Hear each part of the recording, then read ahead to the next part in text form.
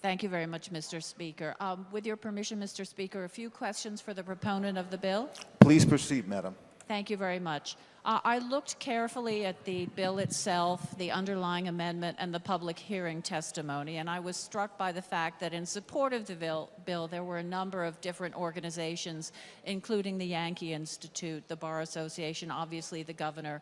I saw that the bail organizations were opposed. I could understand their point, and I believe that their objections have been solved with this amendment.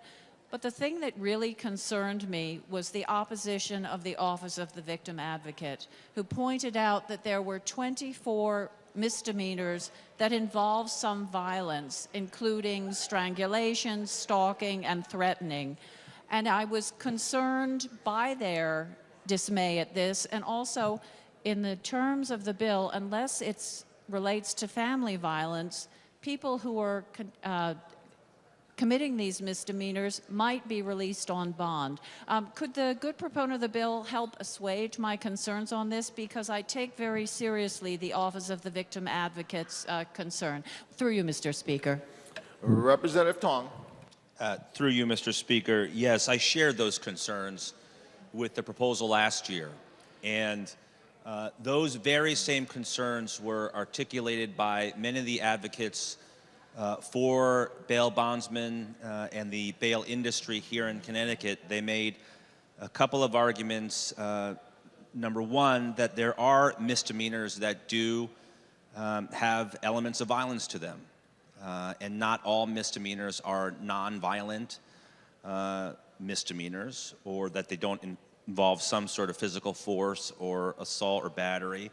And also that a previous proposal did not take into account failures to appear, where people have been arrested previously, that they were released on their own recognizance and they didn't come back, and there were other failures to appear.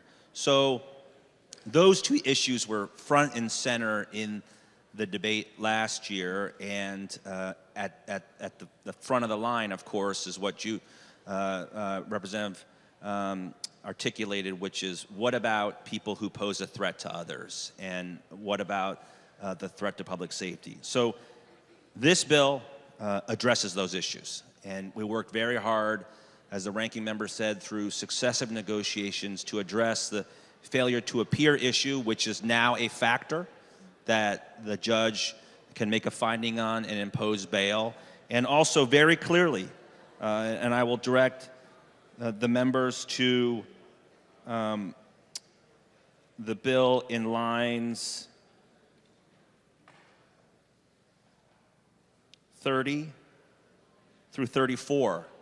It clearly states that bail may be set if a person attempts to obstruct justice or threaten, injure, or intimidate a prospective witness or juror, or the arrested person will engage in conduct that threatens the safety of himself or herself or another person. So we made it very clear in this bill that the court retains its ability to impose bail and to hold people because they pose a threat to others and a threat to public safety. I would not be supporting this bill today if it did not do everything it could to keep our communities and our families safe. Through you. Representative Cheeseman.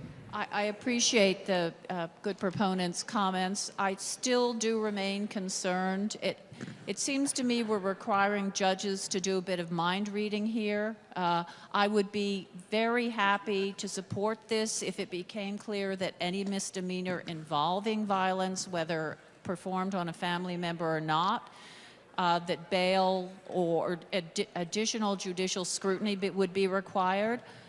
I also understand the need for some sort of bail reform. In my early days as a legislator, I was able to visit York Women's Prison, and the number of women who were there solely because they were unable to post bond in the amount of $300 or $400 was very disturbing to me. But I thank the good proponent for his answers, and I will listen carefully to any further debate. Thank you, Mr. Speaker.